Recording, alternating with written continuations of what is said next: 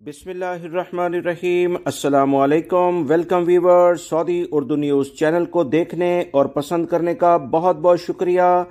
Saudi अरब में वजारत अफरादी क़ुव्वत समाजी बहबूद की जानिब से घरेलू कारकुनान जिसमें फैमिली ड्राइवर, चौकीदार, मुलाजमा वगैरह शामिल हैं, इनके हकूक़ का भी तहफ़्फ़ुज़ किया जाता है।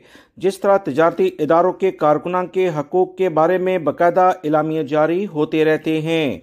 बहुत सारे घरेलू मुलाजमीन में ख़ास तौर पर साए खास अक्सर इनके गाड़ी के चालान हो जाते हैं, क्योंकि इनका बुनियादी काम ही गाड़ी चलाना है।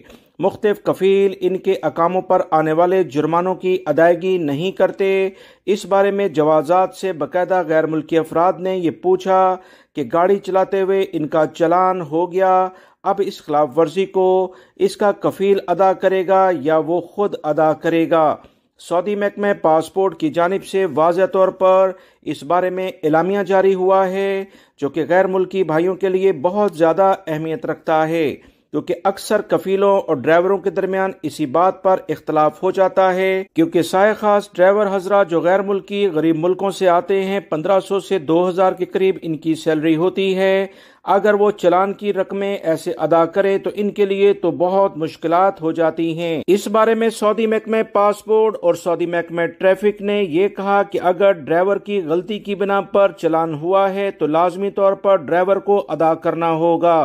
सऊदी अरब के अहम इदारे की जानिब से कहा गया कि पुलिस के सिस्टम में ड्राइवर को जब गाड़ी चलाने की इजाज़त दी जाती है, जिसे अरबी में तफवीज़ कहा जाता है, इसमें यह बात शामिल होती है कि अगर ड्राइविंग में किसी भी लापरवाही की बिना पर चलान हुआ तो ड्राइवर जिम्मेदार होगा, ना कि कफील।